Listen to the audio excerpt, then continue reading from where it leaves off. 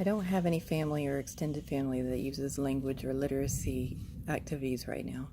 I have a 15-year-old, but basically all we do as far as language and literacy activity goes is Spanish drills. So instead, I'm going to talk about the language and literacy activities we used as my daughter was growing up. When Emily was an infant, I would talk to her all the time. I used Motherese most of the time, but sometimes I would just have conversations with her about random things because she loved being talked to. Every time we would talk, she would smile so much. I remember she started babbling and trying to copy words probably around 9 to 10 months. I remember her saying, "What's that?" and always pointing all the time. I used those times to teach her the names of people, places, and things that she was interested in.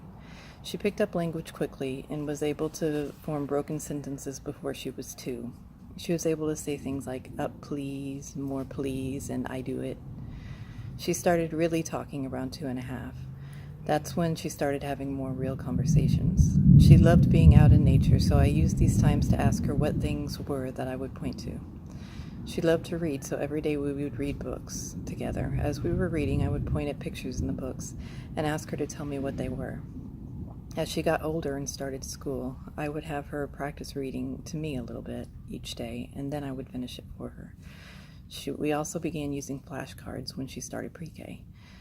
I remember feeling a bit overwhelmed by all that she needed to know before she even started kindergarten. When I was in school, we didn't start reading, writing, or arithmetic until 1st grade, but she was expected to know the basics before kindergarten.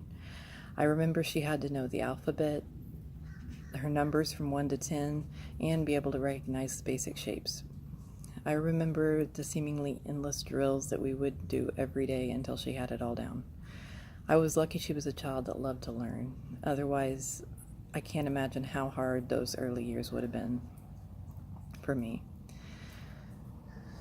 Around 2nd grade, she started to lose some of her love for learning because a lot of her learning was no longer fun games.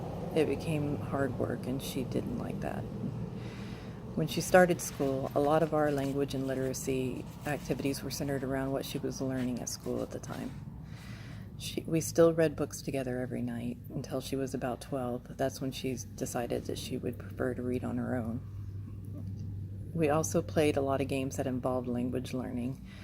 I remember her specifically loving Hangman and Mad Libs to the point of almost driving me crazy because she wanted to do them all the time. That's all she wanted to do. We did a lot of spelling and vocabulary drills during elementary and the middle school years. Now that she is in high school, the only language and literacy activities we do are Spanish drills, and occasionally she'll ask me what a particularly difficult word means, but as far as activities go, we really don't do them much. I think I basically covered the language and literacy activities we did as she was growing up. Things have changed a lot since then, though. Now kids have access to tools like iPads and tablets for learning language that either wasn't available to me or wasn't affordable for me when she was young. I know things are becoming more and more reliant on technology, and because of that, technology is always advancing. So by the time that she has children, they'll have even more activities available to them. I'm looking forward to seeing what the future holds. Thank you.